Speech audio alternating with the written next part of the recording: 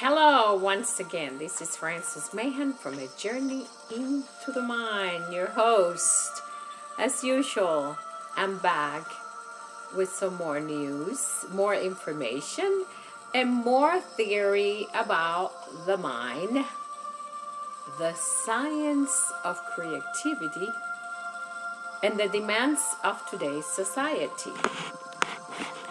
Did you know that today, in order for us to be creative individual, we have to be like actors. We have to be dedicated, to have a passion, to be driven. We have to be demanding. We have to express ourselves unlike ever before.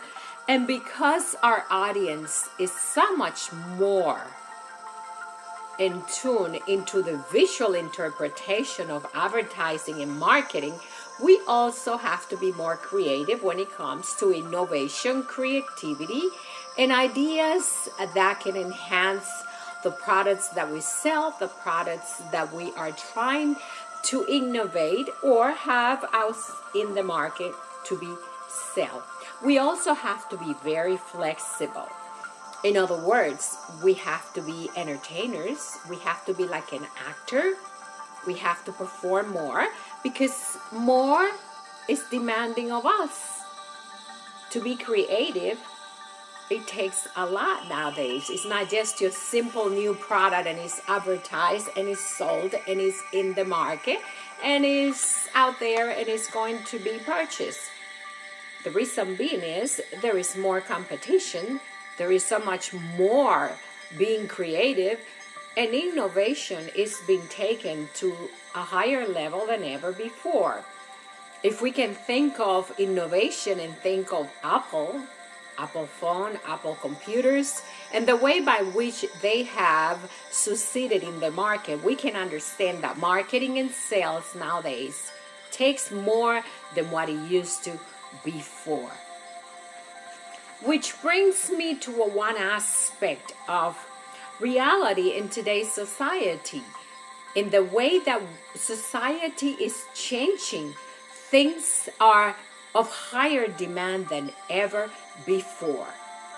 The way we interview on a job, the way that ideas are incorporated into the market, how competition takes effect among automobile industry, airplane industry, aerodynamics, science and technology, cosmology, and even in beauty and pharmacy.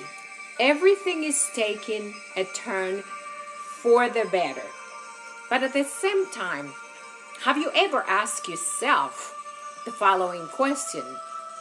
What is going to be the end result of such high demands in today's society? What's going to happen to the average individual that is incapable of providing all these highly requirements that are in high demands today? Think, for example, employment. Employment is asking more of us from the point of hiring, from the point of being prepared, from the point of companies asking for more. Are they providing more or less? The question is. They are demanding more of people in different positions, yet cutting back on job opportunities. And we all know that. There is more part-time available out there than it is full-time. You see, I can attest to that, and the evidence of the fact that I have been looking for work for more than a year, and that is what I encountered. So experience. And it's the truth when it comes to the reality of what's going on. Have you ever asked yourself what is going to happen to society? The status and statistic today is that 70% of people are employed and a good 30% are unemployed. Yesterday I heard on BBC News the fact that a large percentage of people in Los Angeles are becoming homeless. What is happening to society in a transition where more and more is demanding of us? Are we being divided rather than united? Are we helping rather than destroying? Think about that. And then I go into the question of Elon Musk asking the question of whether we are heading for extinction or are we going to make it? If we continue the way we're going, he's right. Extinction will happen. You will have minority at a higher level and majority at a small percentage. Meaning you will have more people unemployed, more people suffering, more people in need of job, more demand on the government and its financial benefits, and a deterrence in financial institution. Because if only a percentage of people can afford to purchase and the large percentage cannot, what's going to happen to the financial institution? And my thought is, have you ever seen how fiction has become reality in many cases? How sci-fi has become innovation in today's technological evolution. Is there a reason why Mr. Musk is preparing the future of Mars to be habitable? Because he can perhaps foresee what's going to happen to society, to humankind, to ourselves. Which takes me to the belief that in all cases, whether it is war, politics, and religion, society itself has been responsible for the outcome of its own destruction. Whether it is war against religion, war against possession, war against politics, whichever the case may be, it is always society that determines what's going to happen. Now ask yourselves, if the majority of people are those who are homeless, destituted, and encompass the main part of society, where is that going to lead us?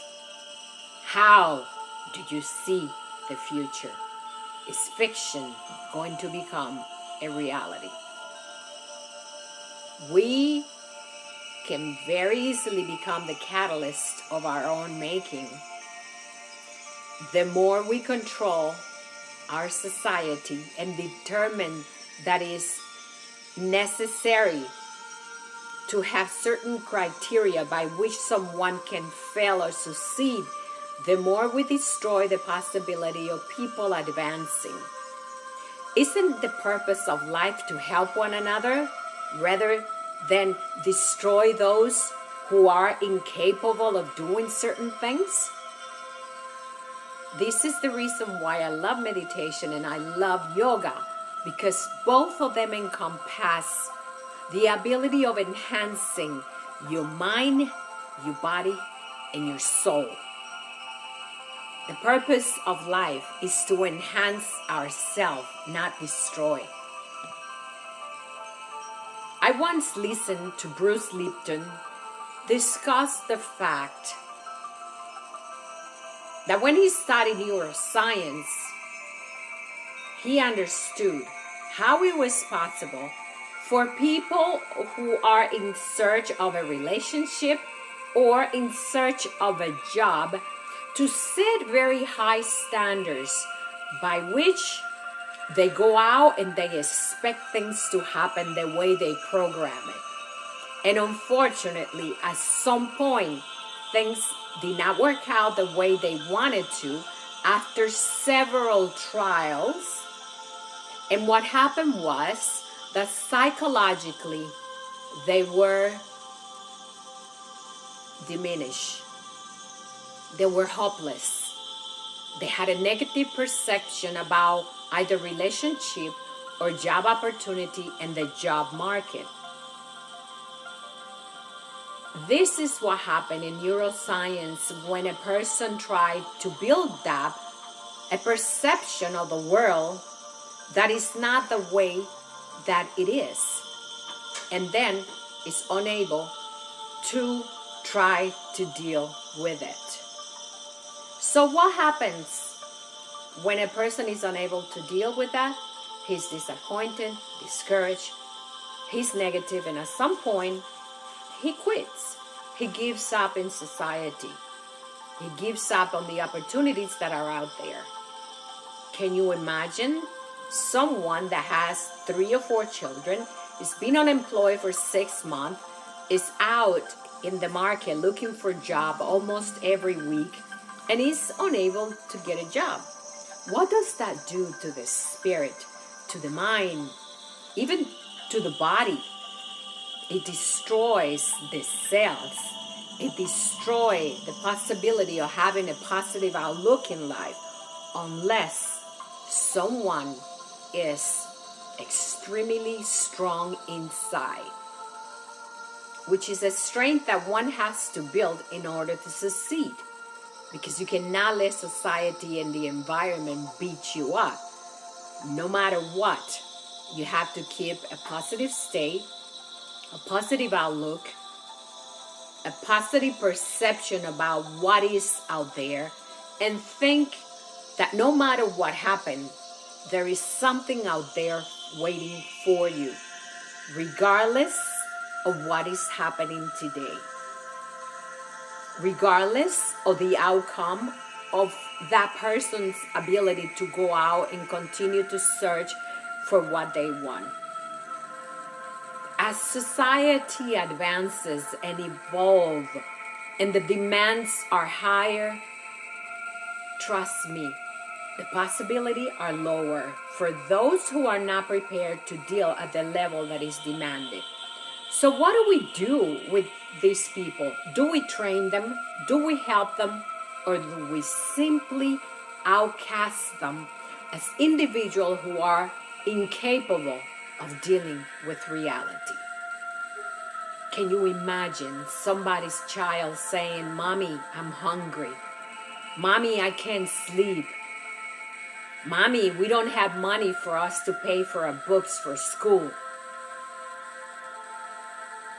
What is the hope?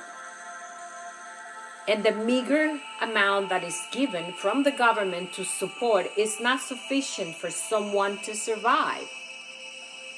It takes a lot of courage, a lot of determination, strong willpower, and a very strong spirit for someone to survive such critical situation.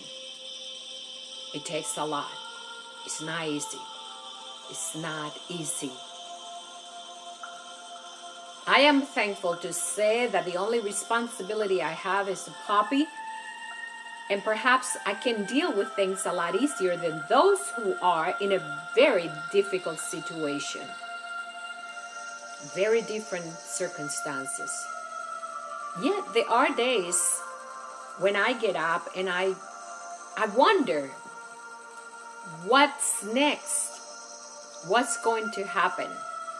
But at the same time, I have to keep a positive attitude and understand that no matter what happens, life is like the universe.